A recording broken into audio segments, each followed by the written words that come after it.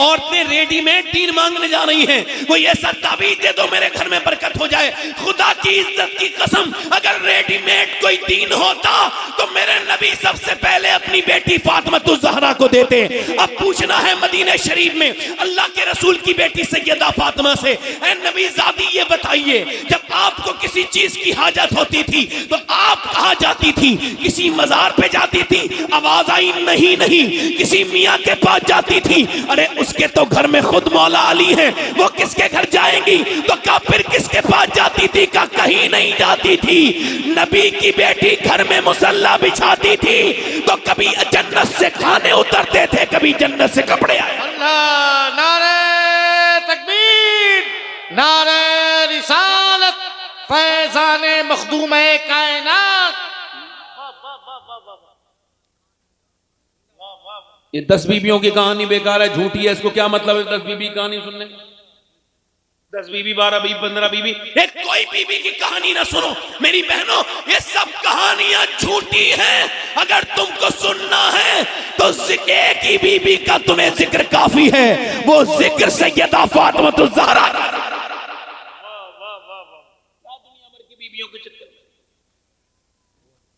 माएँ अगर चाहें, मेरी बात बुरी तो नहीं लग रही है, माएँ अगर चाहें तो बच्चे को तब्दील, बाप अगर चाहे तो बच्चे को बदल।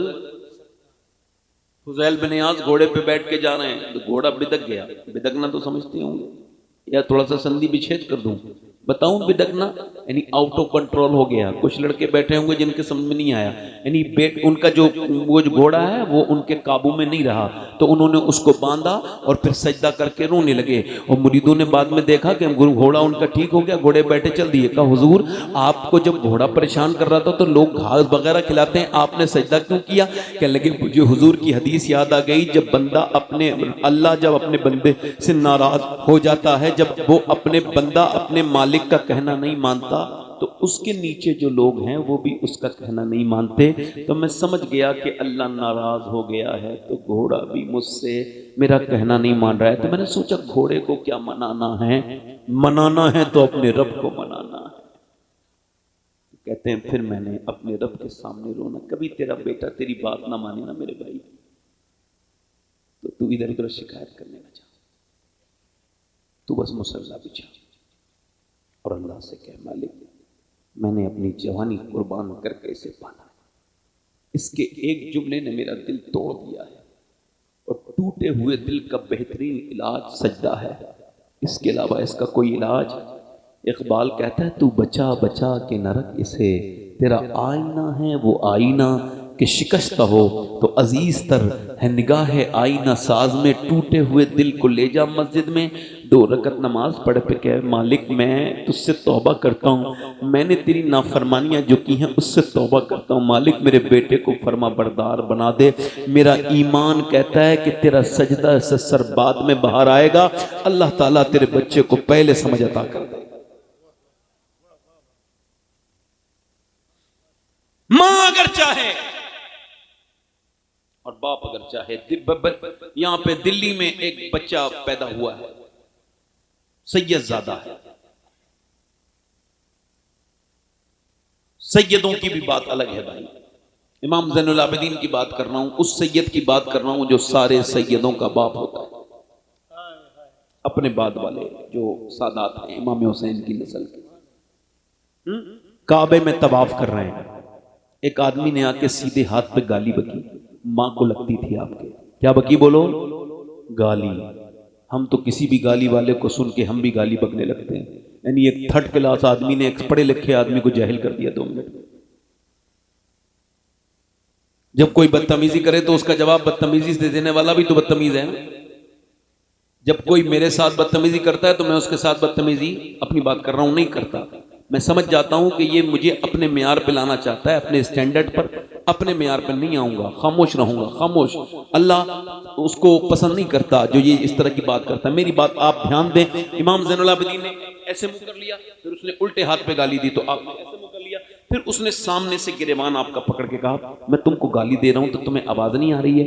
तो आपकी आंखों में आंसू आए और फरमाया मैं आपको माफ कर रहा हूं। क्यों का मैं नहीं चाहता कि मेरे नाना का कोई उम्मती मेरी वजह से जहन्नम में जाए।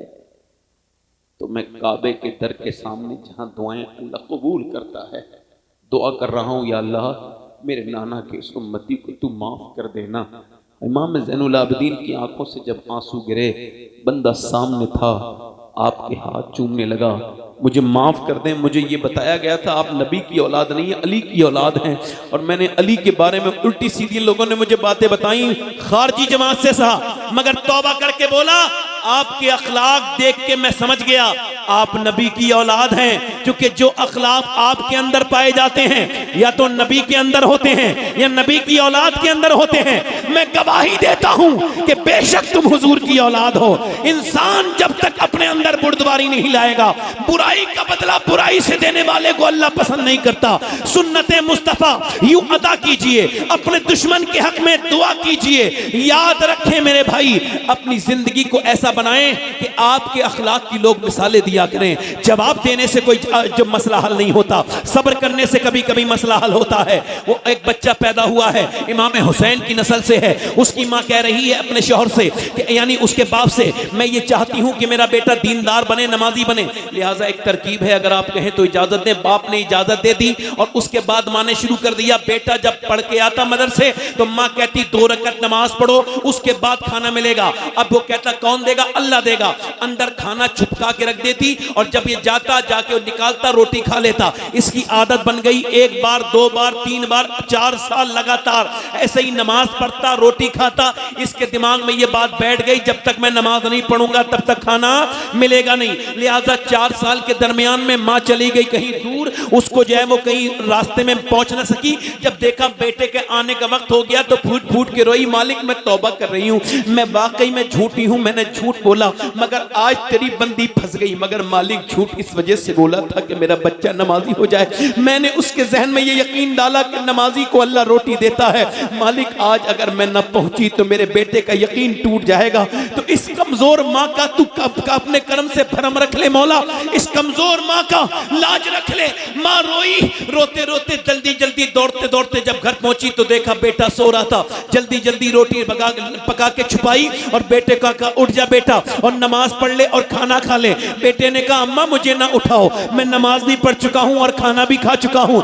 माँ ने कहा बेटे कैसे खाना खाया? कहा अम्मा आज ऐसी रोटी मैंने खाई, ऐसी रोटी कभी मैंने जायके वाली कभी नहीं खाई। मैं ऐसी रोटी खा के अब सो गया बच्चा। बच्चा जब बड़ा हुआ मियाँ तो रोटी को कहते हैं फारसी में काकी। बच्चा जब बड़ा हुआ उसका नाम था कुतुबुद्दीन बख्तियार काकी।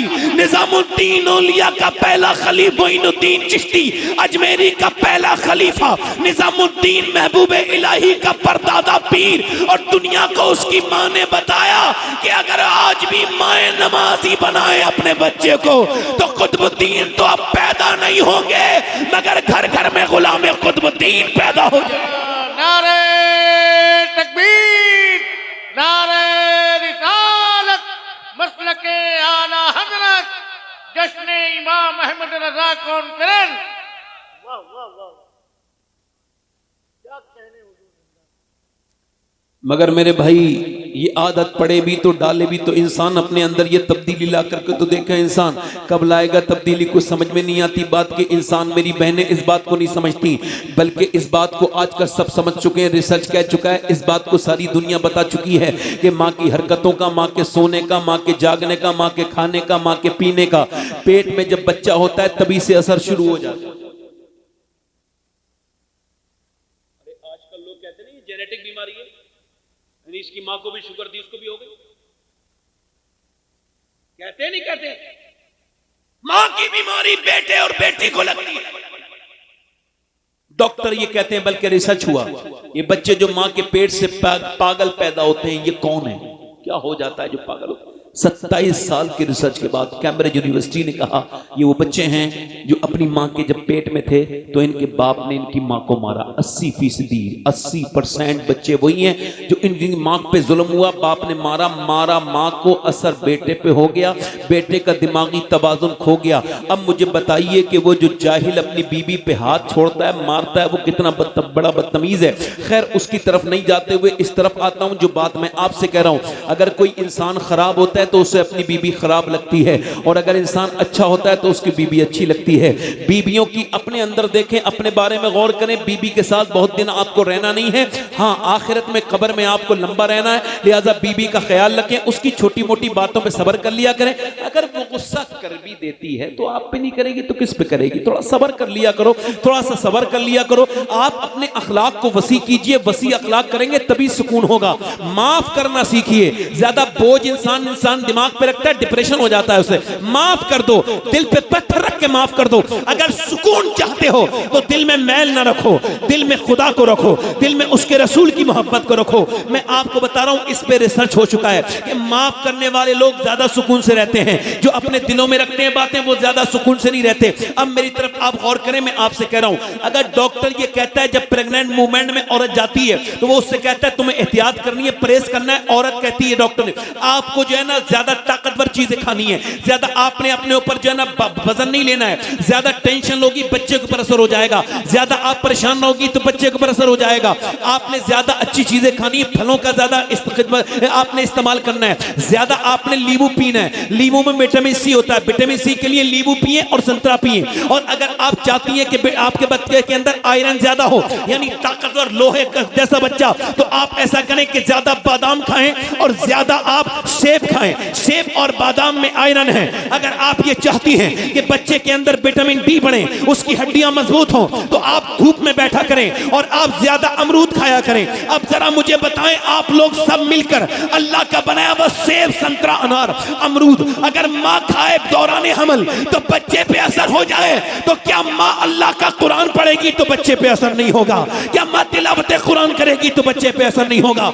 अगर माँ गालियां देगी तब भी असर होगा, अगर माँ कुरान पढ़ेगी तब भी असर होगा। मियाँ यहाँ पर दिल्ली में, दिल्ली के करीब आगे 80 किलोमीटर दूर पड़ता है पानीपत, एक बच्चा पैदा हुआ। मैं अब आपको बता रहा हूँ वली कैसे बनते हैं। झूठी करामतें लिख के लोग वली नहीं बनते, अपने मुरीदों से अपनी झूठी तारीफ करवा के लोग वली नहीं बनते। वली वो हो नहीं सकते, वो वली नहीं बन सकता जिसका जो है वो स्टेज पे मामला अलग है और इस कमरे में अलग है। आला हज़रत फरमाते नेक वो है जो तन्हाई में नेक है। अब मैं आपसे कहना चाहता हूँ, वो नेक नहीं हो सकता जिसका साफा बहुत बड़ा है मगर अमल अच्छे नहीं है। वो नेक नहीं हो सकता जिसका जुब्बा बहुत खूबसूरत है मगर वो अल्लाह से नहीं डरता। वो नेक नहीं हो सकता। नेक वही होगा जिसकी तामीर नेकी के साथ की गई होगी।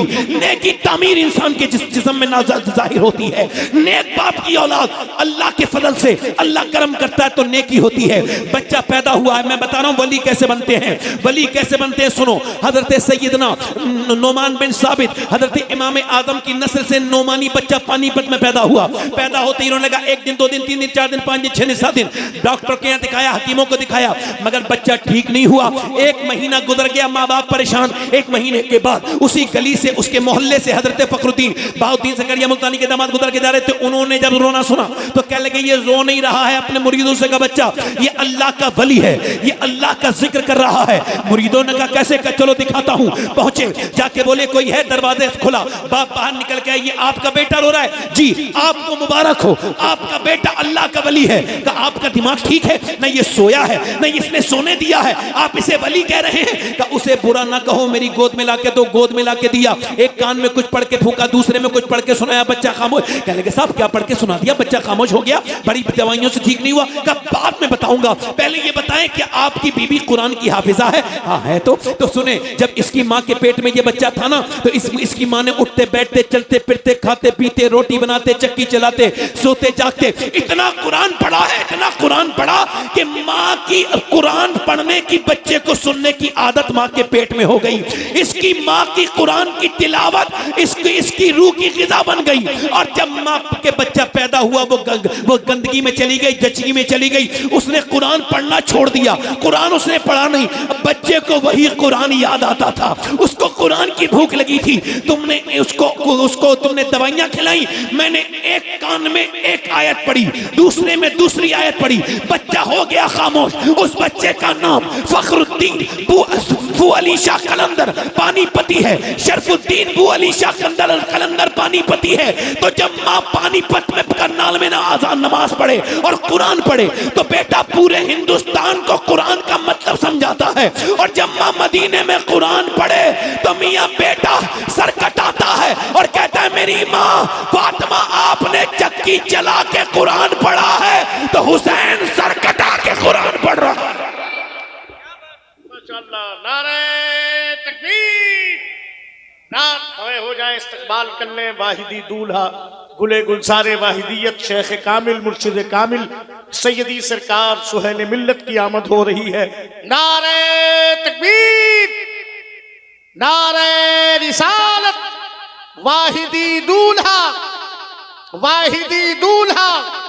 शेख कामिल मुर्शिद कामिल साहिबे सज्जादा खानकाहे वाहिदिया तय्यबिया बिलग्राम शरीफ सरकार सुहेल मिल्लत वाहिदी दूल्हा इश्क मोहब्बत जनाब कारी मोहम्मद अली फैजी। हजरात सरकार तशरीफ ला रहे हैं। सुभान अल्लाह, ये हमारी और आपकी खुशनसीबी है। गुले गुलजार वाहिदियत शेख तरीक़त पीर तरीक़त शेख कामिल सरकार सैयदी सुहेल मिल्लत मदज़िल्लहुल आली वन नूरानी की आमद हो गई। आप हज़रात अपने माथे की निगाहों से मौला हुसैन के शहज़ादे के चेहरे की ज़ियारत करें, अपनी नेकियों में इजाफ़ा करें। सुभान अल्लाह, सुभान अल्लाह, सुभान अल्लाह।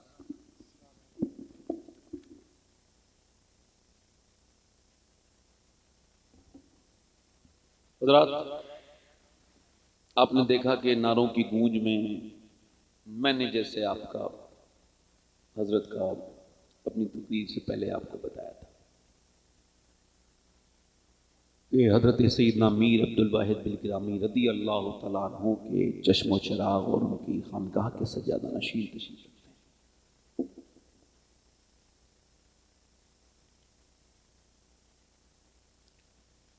अल्लाह अल्लाह इज़्ज़ो शान एहतराम में बिलगिराम अब्द वाहिद के सबब जन्नत है नामे बिलगिराम।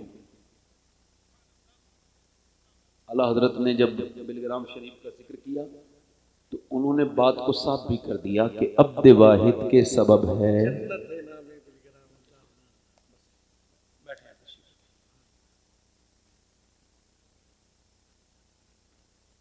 हजरत तशरीफ रखते हैं।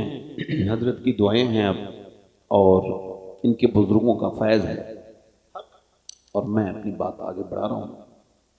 हजरत बाबरकत इंसान हैं, सैयदजादे हैं और उस अजीम शान खानवादे से ताल्लुक़ है हजरत का कि जिसमें बड़े बड़े उलमा और बड़े बड़े बुजुर्ग और औलिया का वलियों का ख़ानदान है। अल्लाह ताला हज़रत के बुज़ुर्गों का सदक़ा हम सबको अता फरमाए और बिलख़ुसूस हज़रत के वालिद मोहतरम हज़रत सैयद ताहिर मियाँ साहब, मैंने इस पूरे अपनी ज़िंदगी में पूरी ज़िंदगी में जो तकरीरें मैंने की हैं इतना मैंने सादा पीर अपनी ज़िंदगी में नहीं देखा। वो अपने मुरीद को मुरीद नहीं अपनी औलाद समझा करते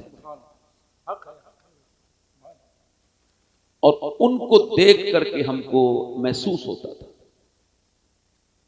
कि इनके अखलाक मतलब हजरत सोहेल मियाँ साहब, रिजवान मियाँ साहब, जितने भी हजरत सईद मियाँ साहब, ये सब हजरत का मजहर है, ये मजहर है। मगर जो वो जिन्होंने इनको परवान चढ़ाया, जिन्होंने दुनिया को सादगी बताई, आज के जमाने में मियाँ बेहतरीन मामला यह है, जितना बेहतरीन तरीके का मामला है मैचिंग का मामला है, जिस पीर का मैचिंग जितना तगड़ा है, क्या कहने हैं, वाह वाह वाह, है ना। मैं वैसे किसी को कह नहीं रहा हूँ, किसी को बुरा लगे उसे कह रहा हूँ, वाह वाह वाह, जैसे किसी को बुरा लगे उसे कह रहा हूँ, वाह वाह, है ना। हाँ, क्या कहने हैं, मैंने आपसे कहा ना वली बनते कैसे, अभी तकरीर कर रहा था वाह वाह, तो किराए के मौलवियों से झूठी बातें लिखवा के करामत अपनी थोड़ी वली बनते हैं। वाह वाह वाह, हाँ, बली जरूर बन जाते हैं, क्या कहने, क्या चढ़ जाते हैं फिर। हाँ समझ रहे, हाँ समझ रहे, हाँ। तो इस वजह से सादगी रखो। आज तक सूरज ने नहीं बताया कि मैं सूरज हूं, और चांद ने कभी नहीं बताया मैं चांद हूं।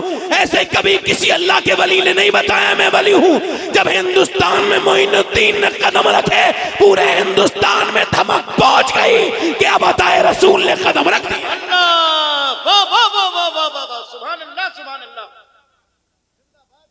मैं आपसे बात कर रहा था, जो मेरी तकरीर का उन्वान है उसको मैं जल्दी से खत्म करके फिर मोहम्मद अली भाई की नात आप भी सुनेंगे और मैं भी सुनूंगा। आप जरा जोर से बोलें सुभान अल्लाह। हजरत तशरीफ रखते हैं, हजरत की दुआओं के साथ मैं ये कर रहा था, मैं जो आपसे बात कर रहा था उस पर आप जरा ध्यान देंगे। मैं आपसे पहले भी अर्ज कर रहा था और अब भी अर्ज कर रहा हूं कि हमारे यहाँ से अब ये जो चीजें निकल रही चली जा रही हैं, इसका मामलात ये है, इसका हमने कल भी खमियाजा भुगता था और आज भी खमियाजा भुगतना है। अब अल्लाह ताला वैसे हमको माफ करे। मैं आपसे अर्ज कर रहा हूं कि एक साहब से मैंने आज से 10 साल पहले ये कहा था। मैंने उनसे कहा था कि आपकी बेटी ये जीन्स की पैंट पहन रही है, आप मेहरबानी करें इसको टोक दें। इसकी उम्र तकरीबन 10-12 साल हो गई है। तो कहने लगे मियाँ आप अपना काम कीजिए, और उसने मुझे बड़ा उल्टा जवाब दिया। हालांकि वो बेवकूफ था, मैंने फिर उसको जवाब पे जवाब कोई नहीं दिया। मैंने सोचा मैंने तो अपनी अजान पढ़ दी, अब मेरा काम ये थोड़ी नमाजी को हाथ पकड़ के लेके आऊं। मैंने अपनी अजान पढ़ दी, मैंने अपनी बात कह दी। अब ये जाने ये भुगतेगा। एक दिन जब ये रोएगा तो इसको खुद खबर होगी कि मैंने ठीक ही बात कही थी। इसने मुझे अपनी बेटी पे भरोसा है, ट्रस्ट है। अच्छा कुछ औरतों का दिमाग खराब हो गया है, वो कहती है पर्दा तो आंखों का होता है। अच्छा तो पर्दा तो दिल का होता है, आंखों का थोड़ी होता है। दिल में पर्दा होना चाहिए। तो ये बता तेरे दिल पे कोई आशिक थोड़ी हुआ है। जब भी कोई आशिक होता है आंखों का आशिक हुआ है, रुखसार का आशिक हुआ है, चेहरे का आशिक हुआ है, होठों का आशिक हुआ है। कोई भी नहीं कहता कि मैं तेरे दिल का आशिक हो गया। तो ये बता, वो कहते सब नहीं साहब, बात यह है कि दिल का पर्दा होना चाहिए। उन सारी बेहुदा औरतों को ये बात मेरी पहुंचा दो। अल्लाह ने फरमाया ऐ मेरे महबूब आप फरमा दें अपनी बीवियों से, अपनी बेटियों से और मुसलमान औरतों से कि वो अपने चेहरे को ढके। अम्मा आयशा फरमाती है जब मैं हज पे जा रही थी हुजूर के साथ, तो जब सहाबा करीब आते थे तो हुजूर फरमाते थे चेहरा ढक लो, और जब सहाबा दूर चले जाते थे, नजर आना बंद हो जाते थे, तो फरमाते थे नबी कि ए आयशा अब चेहरा खोल लो। ये बता क्या तेरी बीवी नबी की बीवी से ज्यादा एतमाद के लायक है? तेरी बेटी पैगंबर की बेटी से ज्यादा एतमाद के लायक है? खुदा की इज्जत की कसम, इस जमाने की सारी औरतें मिल जाएं फिर भी सैयदा आयशा सिद्दीका के कदमों की ठोबन के सुभान अल्लाह जिंदाबाद जिंदाबाद। और वो कहती है साहब हमको यकीन क्या है, बोलो यकीन। एक दिन हुजूर जरा जोर से बोलो सुभान अल्लाह, अपनी बेटी के घर गए। जरा मुस्कुरा के बोलो सुभान अल्लाह। हुजूर बेटी के घर गए, दिल लगा के बोलो। किसके घर गए? बोलो बेटी के घर गए। अल्लाह के रसूल अपनी बेटी के घर गए, पैगंबर इस्लाम अपनी बेटी के घर गए। इरशाद फरमाया मेरी बेटी, मेरी सैयदा, मेरी फातिमा, क्या चांद देखा है मेरी बेटी ने? सुबह को ईद है। अल्लाह के रसूल की बेटी अर्ज करने लगी ऐ अब्बा जान मैंने कभी चांद नहीं देखा, मैं चांद नहीं देखती। फरमाया फातिमा क्यों नहीं देखती? फरमाया अर्ज की ऐ मेरे अब्बा जान मैं चांद इस वजह से नहीं देखती कि जिस चांद पे गैर महरम की नजर पड़ती हो उसे फातिमा देखना नहीं चाहती। मेरा इमाम पुकार उठा जिसका आंचल न देखा मोह मेहर ने उस रिदाए नज़ाहत पे लाखों सलाम। इकबाल कहता है रिश्ता आईने हक जंजीर पास पास फरमाने जनाबे मुस्तफास्त न गिरदे तुरबतश गिरदीद में सजदहा बरखा के उपाशीद में। इकबाल कहता है फातिमा मुझे अल्लाह उसके रसूल के फरमान का लिहाज है, पास है, वरना कभी भी मैं काबे का तवाफ नहीं करता, आपकी कब्र का तवाफ करता, और सजदा अगर करता तो आपके मजार की तरफ मुंह करके करता। आपका जो एहसान है इस्लाम पर, औरतों पर, भूल गई मेरी बेटी? हुजूर अपनी बेटी के घर गए। इमाम गजाली फरमाते हैं उन्होंने इस हदीस को नकल किया और ये कहते हैं कि वो अल्लाह के रसूल सल्लल्लाहु अलैहि वसल्लम अपनी बेटी के घर गए। फातिमा के अंदर आ जाओ, आप भी जाया करो बेटियों के घर। बेटियों के घर जाने से बेटियों का कांधा मजबूत होता है। बहनों के घर भी जाया करो कि छोड़ दिया जाना आपने। बरकतें चाहते हो ना, बरकतें तो बहनों को खूब दिया करो, तुम्हारे घर भर जाएंगे, अल्लाह इतनी दौलत देगा। बहनों के घर से खाली हाथ न जाए, उनको बुलाने जाया करो। एक आदमी भीख मांग रहा था, दरवाजे पर। औरत ने उसको 10 रुपए देने के बाद पूछा कहाँ के रहने वाले हो? कहने लगा बड़ा पड़ोस के गांव का रहने वाला हूँ। वो गांव जो उसका नाम ये है कि मेरे बहन थोड़ा ठहरो, रुक जाओ। वो अंदर गई और जाकर के 1000 रुपये एक जोड़ा दे दिया। उसने कहा पहले 10 रुपये दिए थे, अब ये इतनी मेहरबानी? कहने लगी मेरे माँ बाप सब मर गए, भाई मेरा कोई था नहीं, जब तू आया है ना तो तू जिस गांव का है ना उसी गांव की मैं रहने वाली हूँ। तेरी आवाज़ सुन के मुझे अपना बचपन याद आ गया, तेरे लहजा सुन के मुझे तुझ में अपना भाई और अपना बाप नजर आने लगा। कभी आप अपनी बीवियों को कपड़े बनाते हो, कभी एक जोड़ी बहन को भी कपड़े बना के देना। याद रखो, अपनी बीवियों को तो मोबाइल देते हो, कभी अपनी बहन को भी तोहफे में कुछ दे के देखो, वो सबको दिखाएगी बहन बहन होती है। बरकतों के लिए बहन के घर जाया करो। मेरे हुजूर अपनी बेटी के घर गए, आवाज दी फातिमा अंदर आ जाऊं? अब्बा अकेले हैं तो आ जाएं। फातिमा मेरे साथ इमरान हैं, अब्बा उन्हें न लाएं। और मेरी बेटी क्यों न लाऊं? अब्बा उन्हें न लाएं। फातिमा क्यों न लाऊं? अब्बा उन्हें न लाएं। अर्ज की अब्बा उन्हें न लाएं। इरशाद हुआ क्यों फातिमा? अंदर से आवाज आई अब्बा आपकी बेटी के पास इतने कपड़े नहीं हैं जितने कपड़ों से वो गैर मर्द से पर्दा कर सके। एक जोड़ी कपड़े में पर्दे पहमद इतने लग गए हैं। अल्लाहु अकबर। हुजूर अंदर गए, जाकर के देखा चेहरा बिल्कुल पीला है, बिल्कुल सुर्ख है। मेरी बेटी को क्या हुआ है? मेरी लाडली को क्या हुआ है? कौन? फातिमा ज़हरा। अल्लाहु अकबर। जब जन्नत क़यामत के दिन जब जन्नत में जाएंगी तो अल्लाह फरमाएगा एले मैशर गर्दनें झुका लो, अब नबी की बेटी फातिमा जन्नत को जा रही है। कौन? रसूल की बेटी, जिसके कदमों में ताज है, ताजवर, जिसके बेटों के नौकर हैं, जिसको अल्लाह ने इतनी बरकतें दी कि उसकी नस्ल में अल्लाह ने विलायत का सिलसिला जारी रखा है और कयामत तक रहेगा।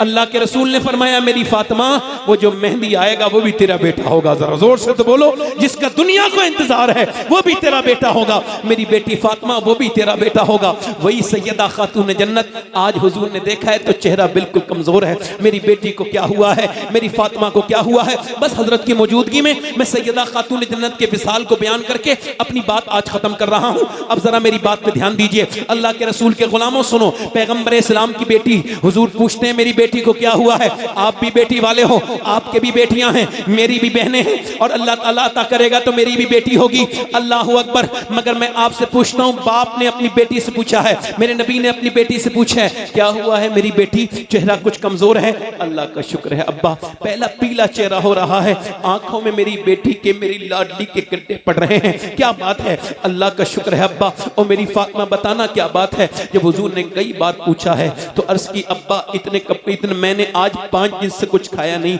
और मेरे पेट से एक पत्थर बंधा है। हुजूर ने अपनी बेटी की पेशानी को चूमा और कहा फातिमा मुझे तेरे अंदर से जन्नत की खुशबू आती है। मेरी फातिमा अगर तूने आज 5 दिन से कुछ नहीं खाया तो तेरे बाप को आज 9 दिन हुए हैं। अल्लाह अकबर। तेरे बाप को आज 9 दिन हुए हैं, कल कयामत का दिन होगा। मेरी ये बहनें जरूर देखेंगी, ये जिनके पास दुपट्टे तो थे मगर पर्दा नहीं था, जिनके बुर्के को भी एक दूसरे बुर्के की जरूरत थी, वो कयामत के दिन जरूर जवाब देंगी। मेरी बेटियां, मेरी बहनें जरूर जवाब देंगी। याद रखना, वो जरूर जवाब देंगी। जिनकी अलमारियां भरी थी मगर उन्होंने सारे सूट जो सिलवाए थे वो फिटिंग के सिलवाए थे। नबी पाक ने फरमाया आखिरी जमाने में औरतें कपड़े पहनने के बावजूद बरहना होंगी, यानी उनके जिस्म नजर आएंगे कपड़ों के अंदर से। यानी ऐसे कपड़े पहनना ये बरहना होने के बराबर है, बगैर कपड़े होने के बराबर है, जिसमें से जिस्म की मोटाई और पतलाई नजर आने लगे। कितना मोटा जिस्म है, कितना पतला जिस्म है। अपने गले को बड़ा बड़ा सिलवाने वालियां और अपने अपने अपने जिस्म पे टाइट लिबास पहनने वालियां, उनको ये समझ बात नहीं आती, उनको ये बात क्या समझाता नहीं कोई, ये कयामत के दिन वो क्या जवाब देंगी। नबी पाक की बेटी को हुजूर के विसाल का दिन करीब आया है। हुजूर अपनी बेटी से कह रहे हैं कान में कुछ कहा, और जब कान में कुछ कहा बेटी कुछ रोने लगी। फिर हुजूर ने कान में कुछ इरशाद फरमाया तो बेटी मुस्कुराने लगी। मेरे नबी पाक ने, मेरे सरकार ने, जब बाद में अम्मी आयशा सिद्दीका ने पूछा फातिमा क्या कहा था हुजूर ने जो आप पहले रोई और फिर बाद में मुस्कुराई? ध्यान दीजिए मेरे भाई, इसको कहते हैं बेटी सैयदा खातून जन्नत। ये सब नबी पाक की बेटी की शान है और मोहब्बत हुजूर से। अर्ज की कहा फातिमा बताएं आपने पहले मुस्कुराई क्यों?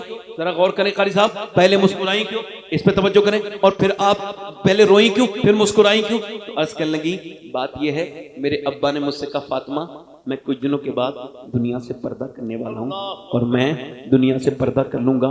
इस दुनिया से मैं रुखसत हो जाऊंगा ज़ाहिरी तौर से। तो फिर कहती मैं रोने लगी अब्बा की ये बात सुन के। फिर अब्बा ने कहा मेरी बेटी गम न कर, सबसे पहले तू मुझसे मिलेगी, सबसे पहले तुम मुझसे मिलोगी। और हुजूर के विसाल के बाद सैयदा फातिमा फिर 6 महीने जिंदा रहीं, मगर मुस्कुराई नहीं, बिल्कुल कमज़ोर हो गई, उनकी तबीयत बिगड़ती चली गई, मुस्कुराती नहीं थी। रात को हजरत अली के साथ आती थी हुजूर की कब्र पे, अली मुझे चलो मेरे अब्बा की कब्र पे ले चलो। रात हो गई, रात को जाती थी। अब कब्र पे जाना ये तो हुजूर की बेटी से साबित हो गया है, ये तो नबी की बेटी से साबित हो गया है। हुजूर की बेटी गई हैं, और सिर्फ ऐसे नहीं गई हैं, उनके शेर आज भी अरबी में जो है कोई भी ट्रांसलेट करके उसको याद करें। वो जाती और जाने के बाद हुजूर की कब्र पे मिट्टी उठाती अपने अब्बा की कब्र की, और फिर सूंघती, और फिर फरमाती अली देखो मेरे अब्बा की मिट्टी जो है कब्र की इतनी खुशबू वाली है, अगर कोई इसको सूंघ लेगा तो उसे मुश्क की खुशबू भी अच्छी नहीं लगेगी।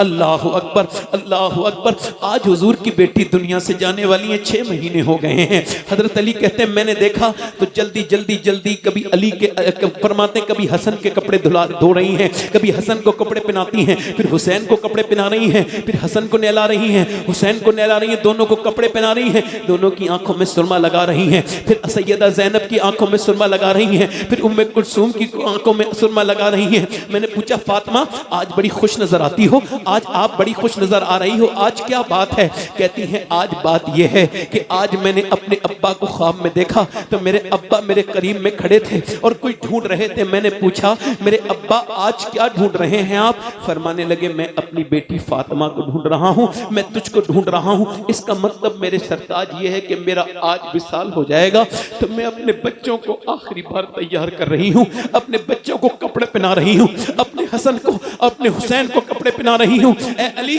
मैं अपनी ज़ैनब को कपड़े पहना रही हूँ। अल्लाह अकबर। यही ज़ैनब 6 साल की जब कुरान पढ़ रही थी तो इसके सर से एक दिन दुपट्टा उतरा था, तो कुरान पढ़ते पढ़ते तो सैयदा फातिमा ने अपना दुपट्टा छोड़ के, अपना काम छोड़ के उसके सर पे दुपट्टा रखा। और जब ज़ैनब ने पूछा सैयदा ने आपने मेरे सर पे दुपट्टा क्यों रखा, तो सैयदा फातिमा ने फरमाया सुन ज़ैनब, नाना नाराज हो जाते हैं उससे जो सर पे दुपट्टा नहीं रखती है लड़की। सैयदा ज़ैनब रोई और रोई। सैयदा फातिमा ने पूछा मेरी बेटी रोती क्यों है? अर्ज़ कर लगी ऐ मेरी अम्मी जान, मेरे नाना से कह देना ज़ैनब को इस बार माफ कर दे, अगली बार सर कट जाएगा मगर सर पे से चादर न हटेगी।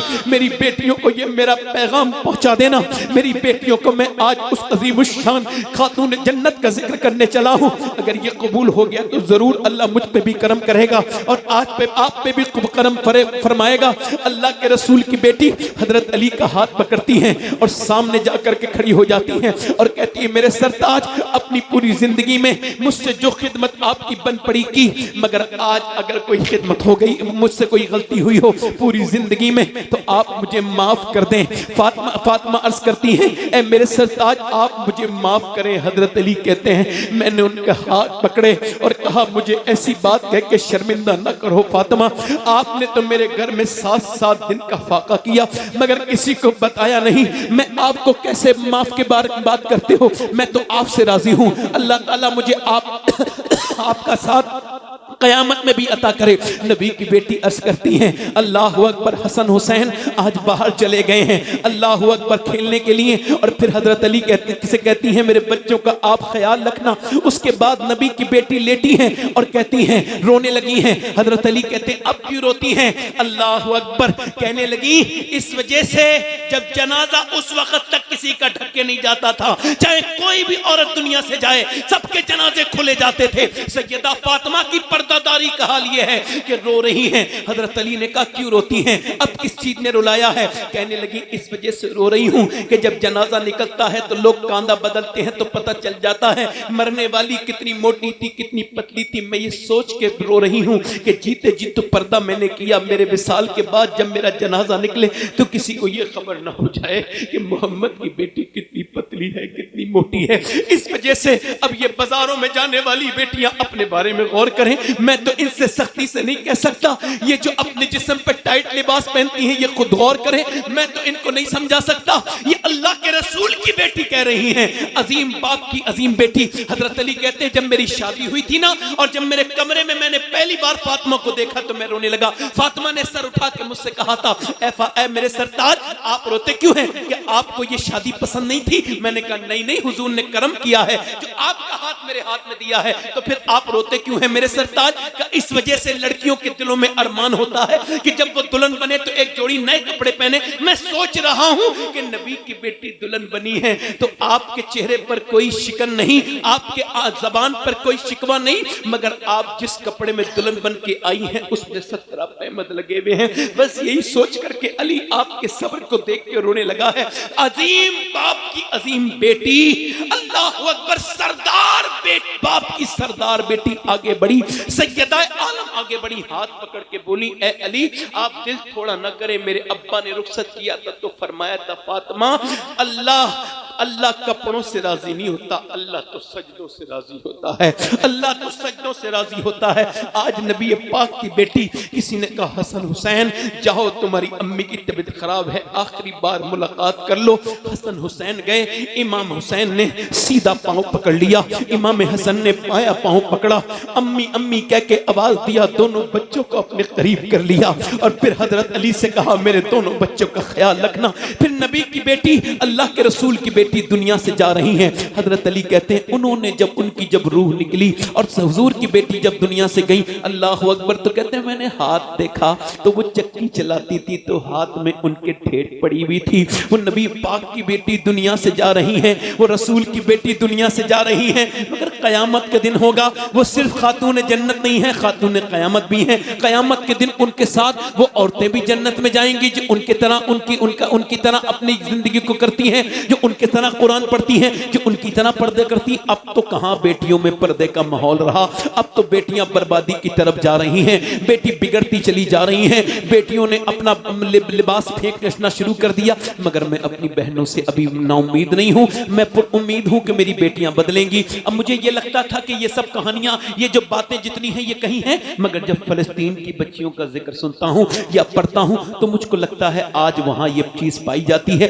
अल्लाह का शुक्र है मैं सैयद हूं, मगर फिर भी ये वसीयत कर चुका हूं, अगर फलस्तीन की बच्ची का कोई जूता मिल जाए जिसने ये बयान दिया उनमें से किसी का, तो एक जूता कोई ला के दे दे तो मेरी कब्र में मेरे मरने के बाद मेरे सीने पे रख के मुझे दफन कर दे अल्लाह, ताकि मुझे बख्श दे उस जूती की बरकत से, उस बाअमल औरत की जिसने ये बयान दिया कि जब हम रात को सोते हैं तो पहले कुरान पढ़ते हैं, उसके बाद फिर हम पर्दा करके सो जाते हैं। किसी ने कहा पर्दा तो कोई नहीं करता ना, आप क्यों करती? कहने लगी जब बम गिरता है तो मलबे बन जाते हैं घर में और मलबों में से लाशें निकलती हैं, हम ये सोच के पर्दा करके सोते हैं कि जब हमारी लाशें निकलें तो फिर हमारी लाशें बेपर्दा नहीं होनी चाहिए, पर्दे में होनी चाहिए, ताकि क़यामत के दिन हुजूर की बेटी से मुलाकात हो तो हम अर्ज कर दें, ऐ सैयदा तैयबा, ऐ ताहिरा खातून जन्नत, हमने अपना घर छोड़ा, हमारे बच्चे भूख से मर गए, 15,000 बच्चे भूख से मर चुके हैं।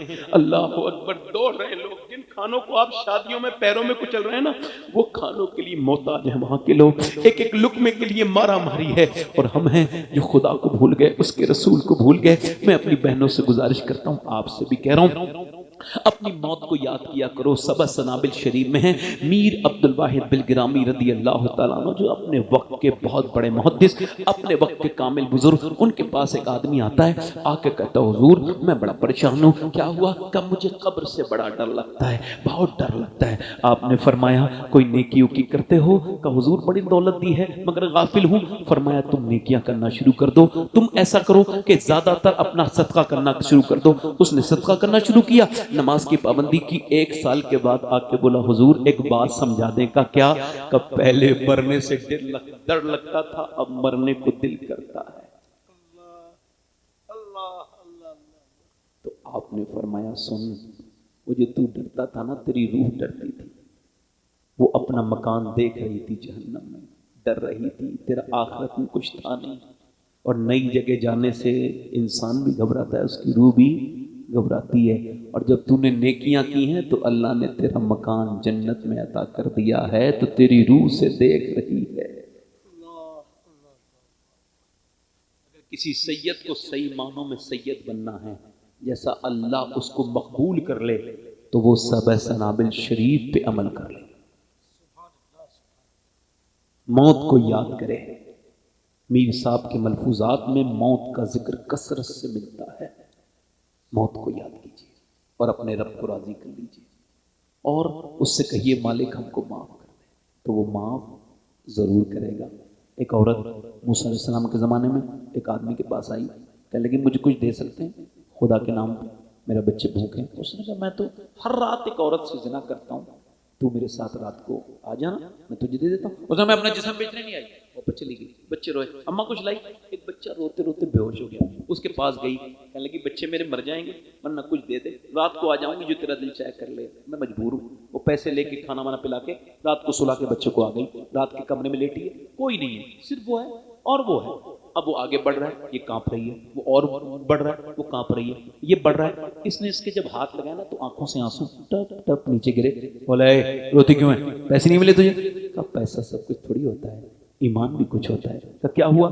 जब मैं रात को सजदा करती हूँ तब भी मुझे अल्लाह देख रहा है, और आज मैं जब अपना जिस्म बेच रही हूँ तब भी मुझे अल्लाह देख रहा है। तो मुझसे यही कह रही हूँ मेरे मालिक मुझे माफ़ कर देना, तेरी बंदी ऐसी आज हालत पे आई है कि अब उसके पास कोई सूरत नहीं बची। तू तो गवाह है कि तेरी बंदी ने कभी जिना नहीं किया, बुरा काम नहीं किया। आज मजबूर हूँ, मुझे माफ़ कर देना मेरे करीम, मेरे रहीम, अपने फजल से मुझे माफ़ कर देना।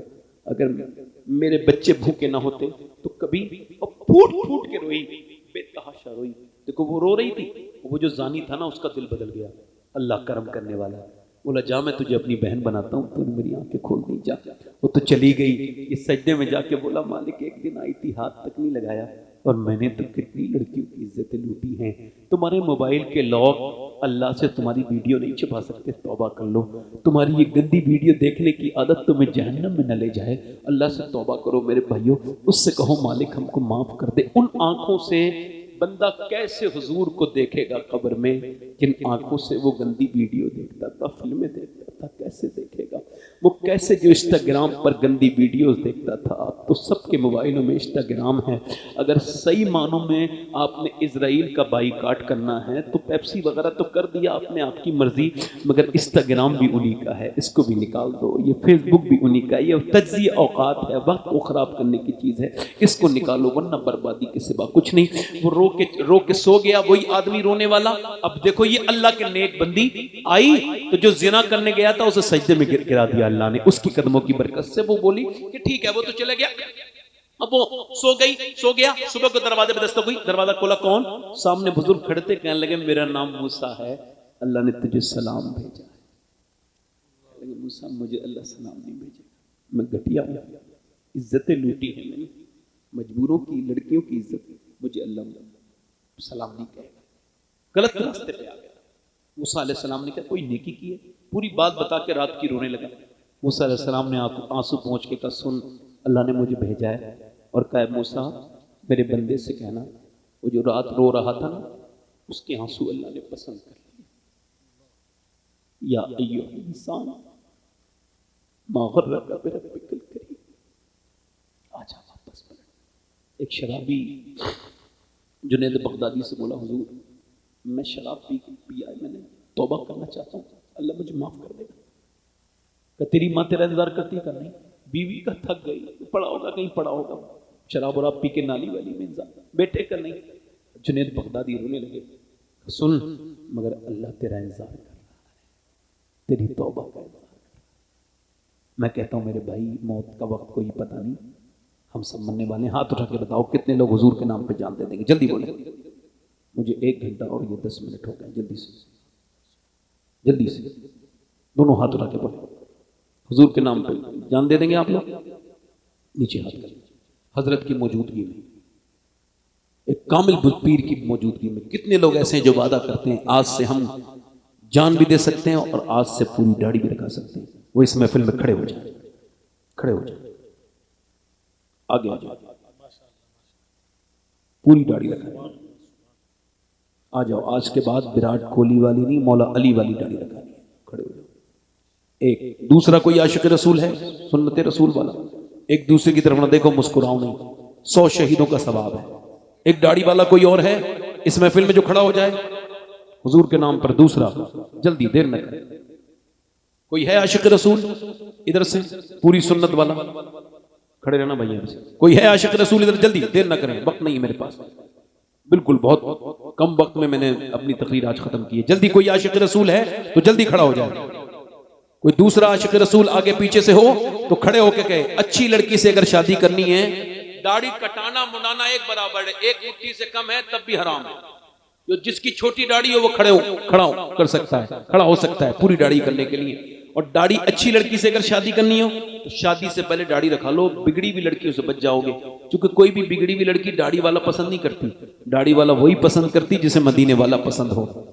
है कोई इस महफिल में आशिक रसूल जो इस महफिल में खड़े होके कहे, मैं हुजूर के नाम पे अब तक जिया था पैसों के लिए, अब तक जिया था दुनिया वालों के लिए, दुनिया को दिखाने के लिए, आज से अपने प्यारे नबी के लिए इंशाअल्लाह मैं जीऊंगा।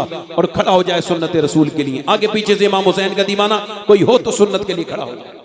है कोई? एक बार और कह रहा हूं, मेरे लिए एक ही आदमी काफी, ये भी नहीं आता तब भी मेरा कहना अगर कबूल कर ले अल्लाह ताला वही कर। मगर फिर भी कह रहा हूं, हजरत के सामने जो तौबा करेगा अल्लाह उसे इस्तिकामत अता करेगा। हजरत सर पे हाथ भी रखेंगे। कोई दूसरा आशिक रसूल हो इधर से, कोई नौजवान करे हिम्मत हुजूर के नाम पे पूरी सुन्नत रखाने के लिए, तो देखो इंशाअल्लाह अल्लाह कैसी बरकतें आपको अता करेगा। है कोई आशिक रसूल इधर? कोई है? कोई दीवाना?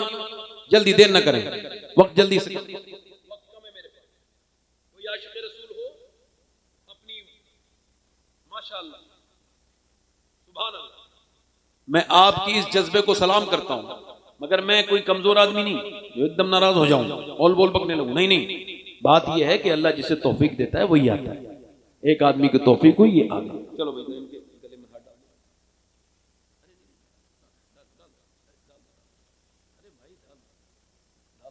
सुभान अल्लाह, माशाअल्लाह। अब हजरत से मुसाफा कर लो, तो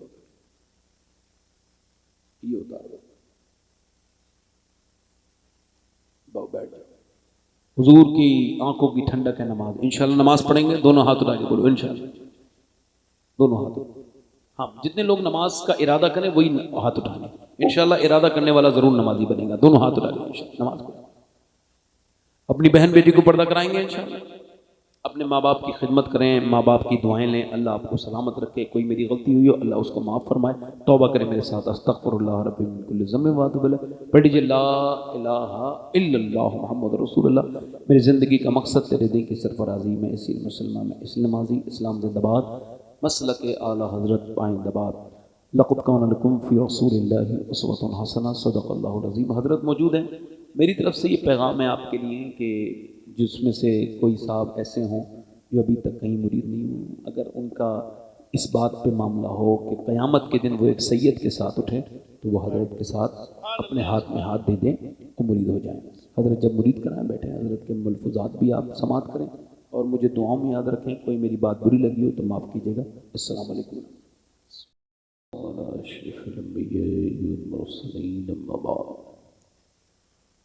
औज़ु बिल्लाहि मिनश शैतानिर रजीम, बिस्मिल्लाहिर रहमानिर रहीम। लक़द काना लकुम फ़ी रसूलिल्लाहि उसवतुन हसना, सदक़ल्लाहुल अज़ीम। क्या बात रज़ा उस चमनिस्ताने करम की, ज़हरा है कली जिसमें हुसैन और हसन फूल। दूर क्या जानिए बदकार पे कैसी गुजरी, तेरे ही कदमों में मरे बेकसो तन्हा तेरा। तेरी सरकार में लाता है रज़ा उसको शफ़ी जो मेरा आगाज़ है, अल्लाह अल्लाह बेटा तेरा। मोहब्बत के साथ बारगाह रिसालत में दुरूद पाक पढ़ लीजिए। अल्लाहुम्मा सल्ली अला सय्यिदिना व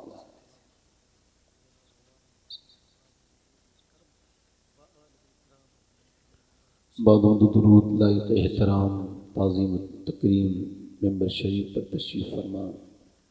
मेरे मामे की ज़ीनत और रौनक मुअज़्ज़ज़ उलमाए अहले सुन्नत, मुअज़्ज़ज़ सामीईन व सामियात, अस्सलामु अलैकुम व रहमतुल्लाहि तआला व बरकातुहू।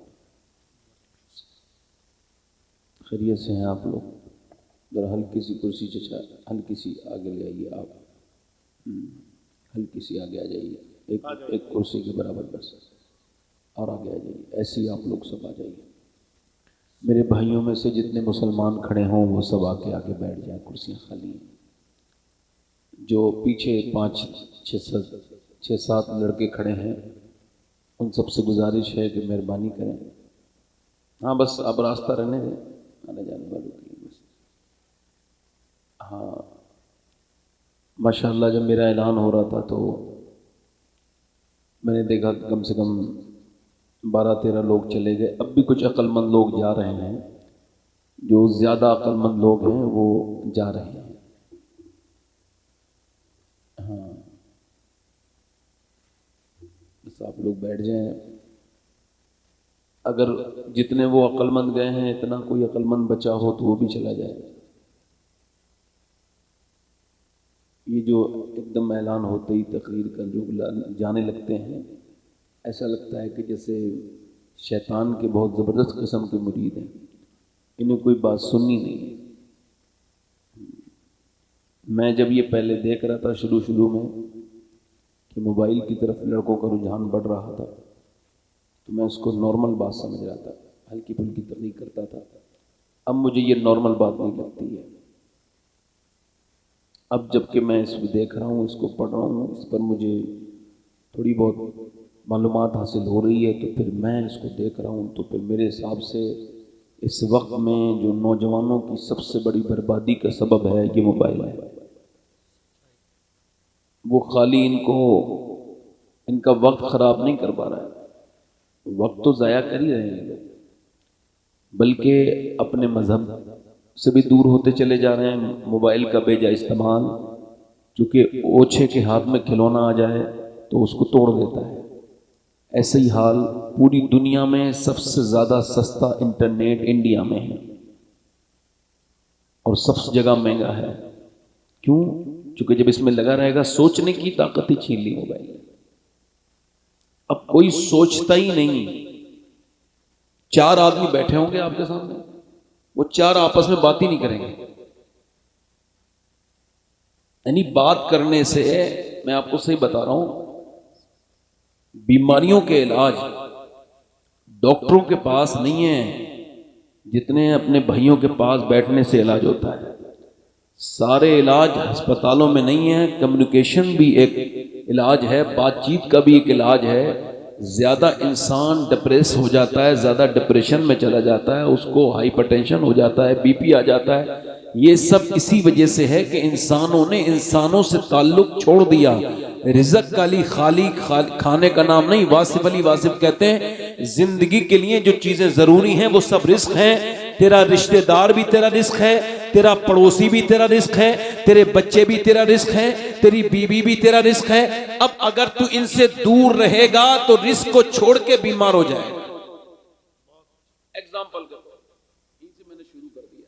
कुछ लोगों मैंने देखा है मेंबर पे भी मोबाइल चला रहे होते हैं, ये बीमारी है। इसको रिसर्च किया डॉक्टरों ने और कहा जो 6 घंटे से ज्यादा बेवजह स्क्रीन टाइम पे जो स्क्रीन टाइम करता है, जिसको टाइम देता है अपने मोबाइल को, वो एबनॉर्मल है, वो पागल है, उसको इलाज की जरूरत है। ये मैं अपने बाथरूम में लेके नहीं जाता मोबाइल को अपने। ये कोई ऐसा नहीं है, गैर मुस्लिमों के पास भी मोबाइल है इससे अच्छे, ऐसा नहीं मेरे पास है तो कोई बड़ी बात है। नहीं, ये कोई बड़ी बात, मेरे पास ईमान है, ये बड़ी बात है। अल्हम्दुलिल्लाह, ये ईमान के साथ मैं चला जाऊं, ये बड़ी बात है, सबसे कीमती चीज। ये मोबाइल है मेरा, अभी मैं इसका मालिक हूं।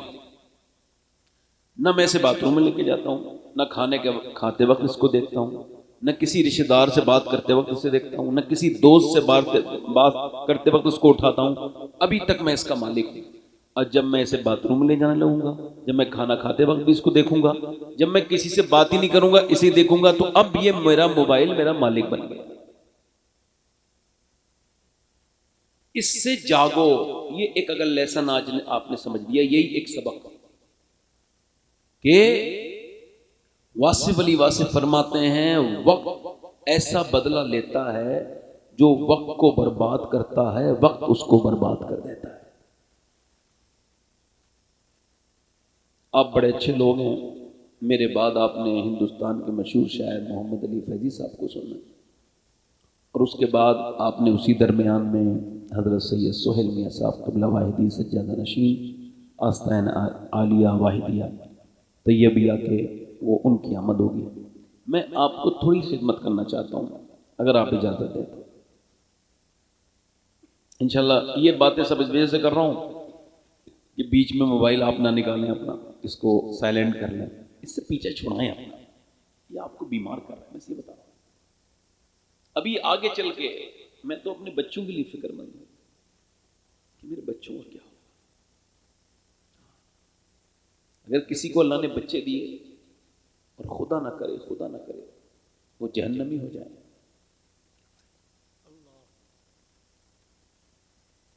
डर लगता है। मुसलमान हूं ना मैं।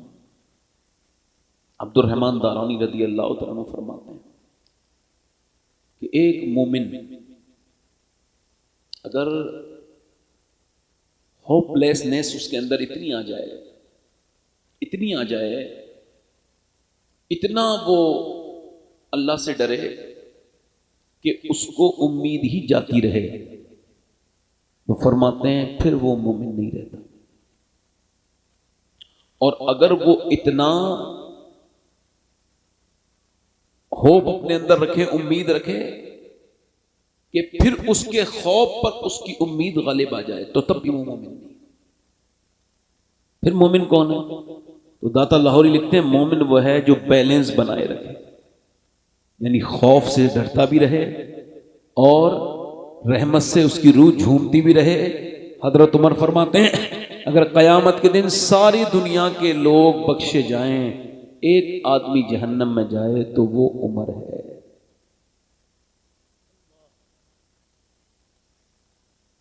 अगर एक, फिर रो के फरमाते थे अगर और दुनिया के लोग सारे जहन्नम में चले जाएं और एक बंदे को अल्लाह बख्शे तो मुझे उम्मीद है वो भी उमर है। हजरत अबू बकर सिद्दीक फरमाते हैं यूं तो दो कश्तियों में बैठ के बंदा डूब जाता है, मगर आखिरत के मामले में दो कश्तियों पे सवार हो जाओ। एक कश्ती कौन सी है? एक है उम्मीद की, रहमत की, दूसरी है खौफ की। फरमाते हैं फिर ऐसे तुम पार लग जाओगे। जरा आप मुस्कुरा के बोल दो जरा सुभान अल्लाह। वैसे मुस्कुराया करो, मैं आपको बता रहा हूँ। हाँ, ये मुस्कुराने से माहौल अच्छा होता है। जैसे खूसट लोग होते हैं उनसे कोई मिलना नहीं चाहता जो नहीं मुस्कुराते। मुस्कुराने वालों के पास मेले लगे रहते हैं। जरा जोर से बोलो जरा। हाँ, आप देखें ना, कुछ लोग कहते हैं हम बड़ा दीन जानते हैं, कुछ भी खाक दीन नहीं जानते। बस कुछ लोग इतने पढ़ लिख गए हैं बेचारे के बदअखलाकी हो गए। अब बताओ जो बदअखलाक हो गया वो तो जहन्नमी हो गया। कितने बड़े मर्तबे बैठा हो, कितना ही बड़ा उसका नाम हो। अल्लाह के रसूल फरमाते हैं जिसके दिल से रहम निकल गया वो सारी की सारी खैर से महरूम हो गया।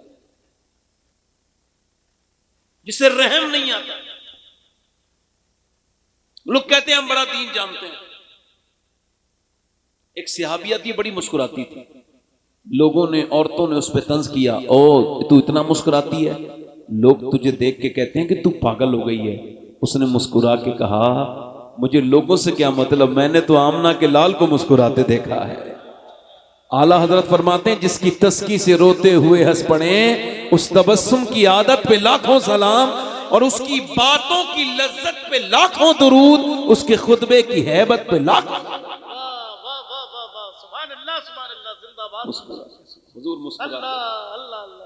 हमारे डॉक्टर साहब बड़े अच्छे इंसान हैं। ऐसे लोगों की इस दौर में हमारी कौम को जरूरत है। अपने बच्चों को डॉक्टर बनाइए, अपनी बच्चियों को डॉक्टर बनाइए। हाँ, वक्त जब हो जाए तो बच्चियों की शादी कर दीजिए, मगर डॉक्टर बनाइए।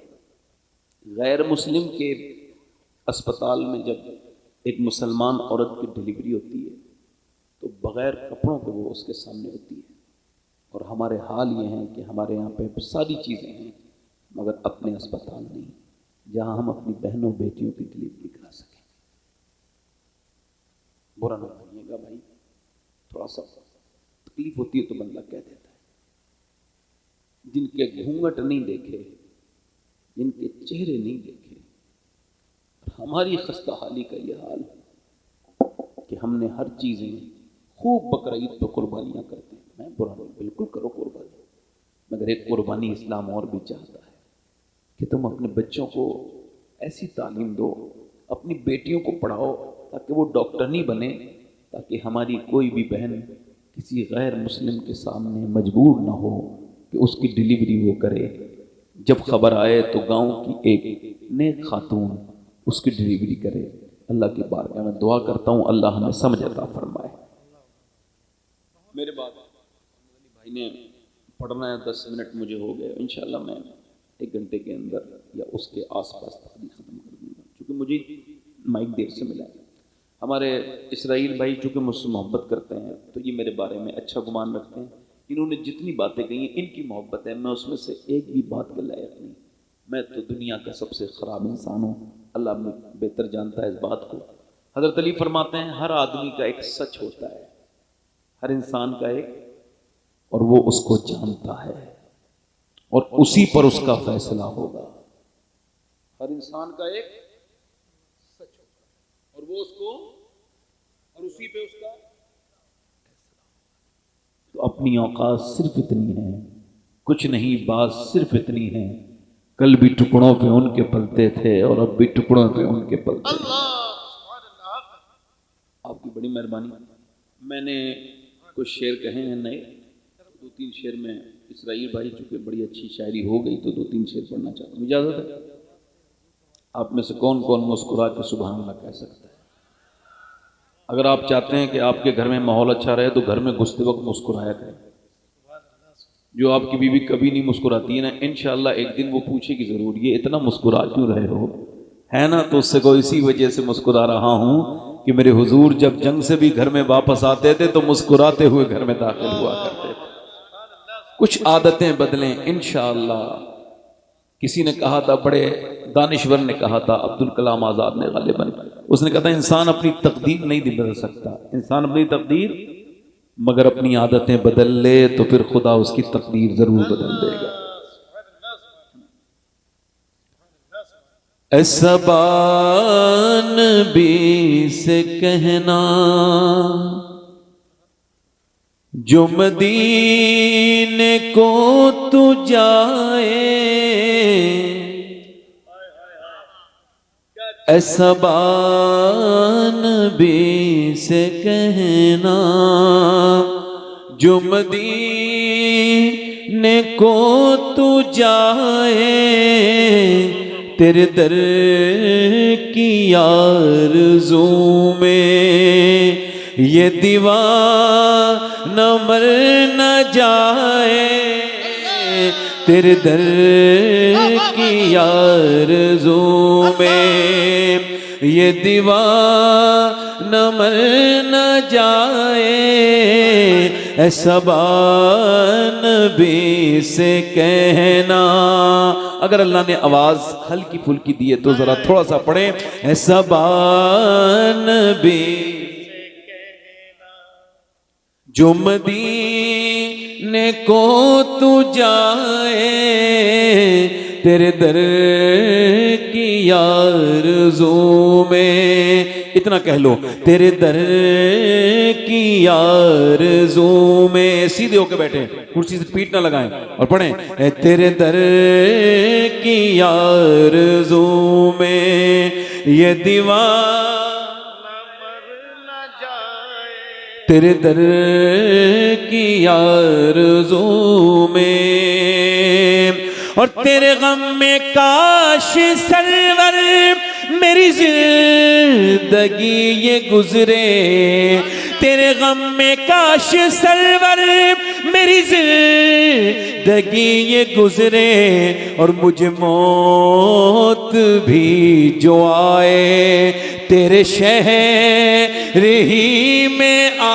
अल्लाह, नारे तकबीर, जरा हाथ उठा के जवाब दे, हुजूर के नाम का आलम बना के, नारे तकबीर, नारे रिसालत, कलाम हजरत सैयद शबात मियां साहब क़िबला कादरी। क्या कहने मियां हुजूर, कलाम भी ज़बान भी, हाय हाय हाय, सुभान अल्लाह। ऐसा बान भी, पढ़ लो ना यार, मदीने जाना चाहते हो पढ़ो, ऐसा बान भी से कहना, शेर बहुत है, एक शेर और जब जिक्र जन्नतों का वाइज के लब पे आए, ऐसा लग रहा है कि सरकार सैयदना बदियुद्दीन जिंदा शाह मदार रज़ी अल्लाह तआला अन्हु आज अपने मज़ार में नहीं है, इसी महफिल में हुजूर की नात सुन रहे हैं।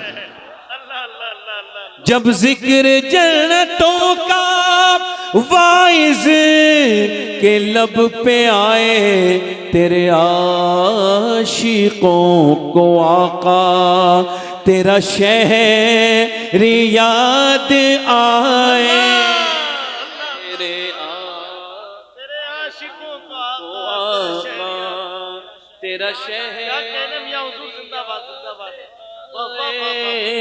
तेरे आशिकों को आका। और एक शेर यार गार की नजर है, सोचो तो कैसा होगा जज्बा अबू बकर का, सोचो तो कैसा होगा जज्बा अबू बकर का, कांधों पे मुस्तफा को जो गार पे चढ़ाए, कांधों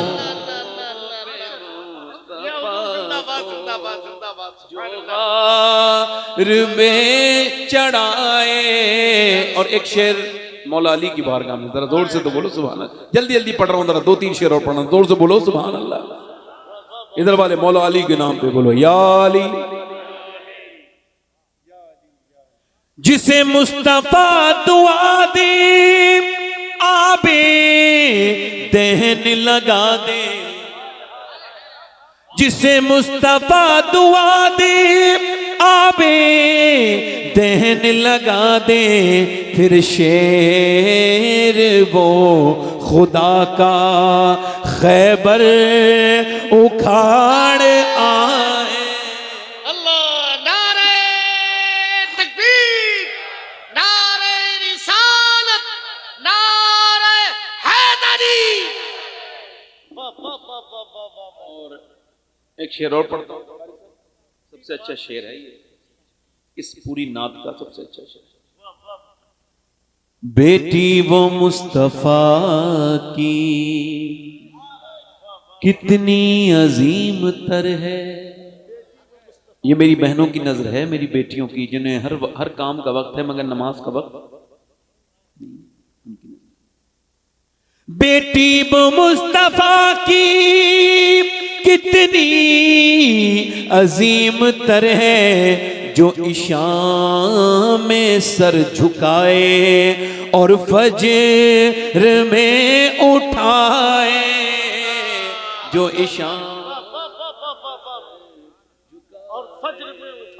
और फजर तेरे दर की आरज़ू में ये दीवार। आखिरी शेर बहुत है, आखिरी शेर पढ़ता हूँ, क्योंकि अगर मैं ज्यादा शेर पढ़ूंगा तो मुकर्रिर के हुक्म से बाहर जाके शायर के हुक्म में चला जाऊंगा, और मैं इतना नहीं, हालांकि शेर मैंने इसमें बहुत लिखे हैं, बहुत और भी है, मगर एक शेर और पढ़ता हूँ। कोई मिस्ल इब्न हैदर न हुआ है और न होगा, कोई मिस्ल इब्न हैदर न हुआ है और न होगा, जो सितम के तीर खाए और खा के मुस्कुराए, जो सितम के तीर खाए और जब खुदकुशी के आगे सूरत नजर न आए, ये मशवरा है मेरा सजदे में सर झुकाए। और ये मक्ते का शेर, चूंकि इसमें शेर बहुत हैं, कभी आप इसको मोहम्मद अली भाई की जबान से सुनिए, आज वो सोच रहे होंगे। तो इस वजह से पढ़ा है कि मैं भी भाई ये चाहता हूँ कि इंसानों को ये पैगाम पहुँच जाए कि मुसलमान को खुदकुशी करना बिल्कुल नहीं है। खुदकुशी वो करे जिसका रब ना हो। हर आशिक़ नबी से कहता है ये शबाहत, जिसे देखनी हो जन्नत वो मदीना देख।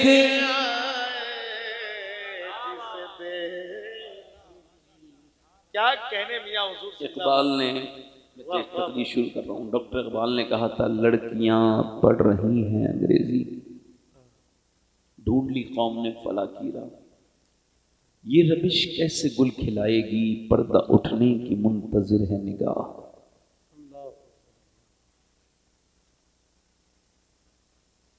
अपनी बहनों को, बेटियों को, जिन लोगों ने टोका नहीं, उनकी गलती पर उनको एक्सपोज नहीं किया, उनको समझाया नहीं,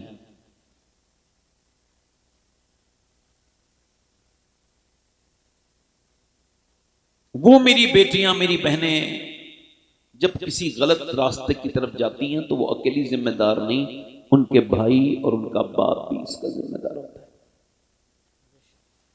देखो मेरे भाई, हो सकता है ये मेरी जिंदगी की आखिरी तकरीर शुरू हो रही हो, क्योंकि जब 22 साल के नौजवान की वीडियो मैंने देखी कि वो बाइक पर है और मौत ने उसको बाइक रोकने का मौका भी नहीं दिया, उसको अटैक आया, वो कान में लीड के गाने सुन रहा था तो मौत ने उसके उस लीड के गाने को निकालने का भी मौका न दिया और वो बदबख्त मरते मरते गाना सुनते सुनते दुनिया से चला गया।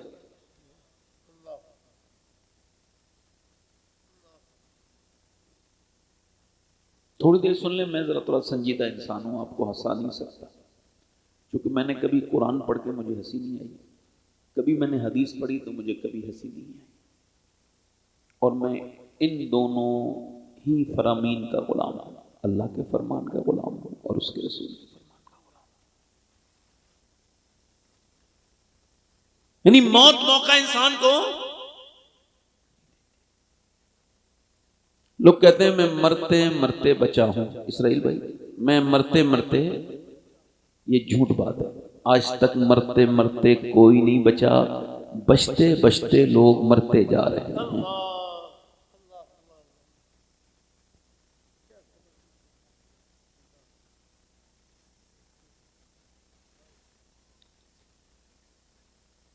जब तक माएं अपनी जिम्मेदारियां नहीं समझेंगी, बेटियां अपनी जिम्मेदारियां नहीं समझेंगी, जब तक माओं को यह बात समझ नहीं आएगी कि उनके बच्चे, जब तक उनके बच्चे ये गौर नहीं करेंगी कि हमारे बच्चे हमको देखकर ही जवान हो रहे हैं, और हमारी बेटियां, वो बेटी कभी भी बाप शर्म नहीं हो सकती, बेशर्मी होगी जिसकी मां ने अपने आंगन में शर्म और हया का पौधा नहीं लगाया। याद रखें, मैं आपको बताता हूं, इकबाल ने कहा कितनी खूबसूरत आप घर बना लें, जैसा कि आजकल बन रहे हैं, बेहतरीन घर, खूबसूरत घर, बेहतरीन उसमें टाइल्स है, बेहतरीन उसमें जो है वो शो लगी हुई है, और उसके अंदर टाइल्स अलग है, बाथरूम की अलग है, और मियां बीबी दोनों जो है वो उसको जो है वो चूज कर रहे हैं, उसको पसंद कर रहे हैं, ये टाइल्स बाथरूम में, ये बाथरूम की है, इसको लगाएंगे किचन में, ये किचन की है, ये मुझे है वो अब हमारे रूम की है, ये डोर की है, ये फर्श की है, ये सारी चीजें अपनी तरफ। इकबाल कहता है कितने खूबसूरत घर बना लो, और अगर आपको मेरी बात से दीवानगी की बू आती है तो आपको आती रहे, मगर मैं तो इसको देख रहा हूं। इकबाल कहता है कितने खूबसूरत घर बना लो, मगर वो घर बर्बाद होने से बच नहीं सकता जिस घर में हुजूर की बेटी सैयदा फातिमा का जिक्र नहीं होता है।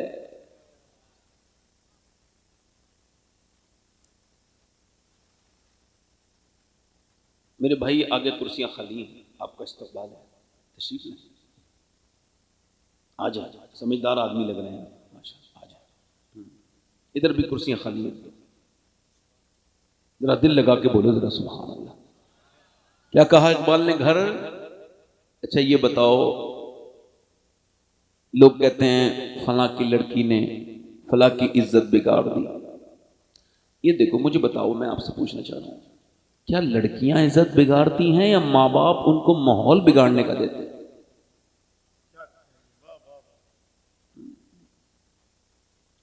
जितने लड़के खड़े होकर पेशाब कर रहे हैं, इनकी माओ से कसम लेकर पूछो जब ये पेट में थे तो उन्होंने फिल्में देखी थी कि नहीं देखी थी?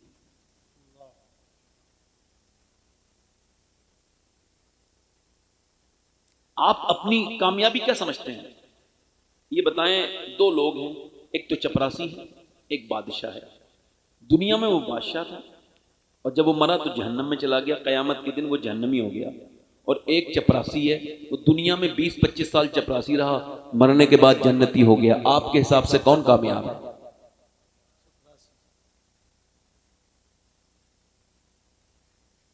आप किसी दौलत वाले की दौलत को देख के बिखर गए।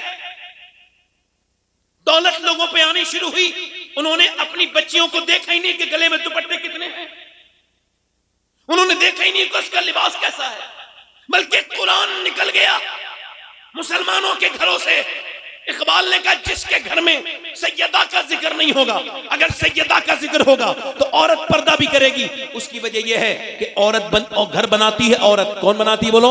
घर कौन बनाती है? औरत। और औरत बनी है हया से, और हया है सैयदा फातिमा से। अगर घर में औरत का जिक्र, औरत सैयदा का जिक्र होगा तो औरतें पर्दे की तरफ भी आएंगी और कुरान की तरफ भी आएंगी।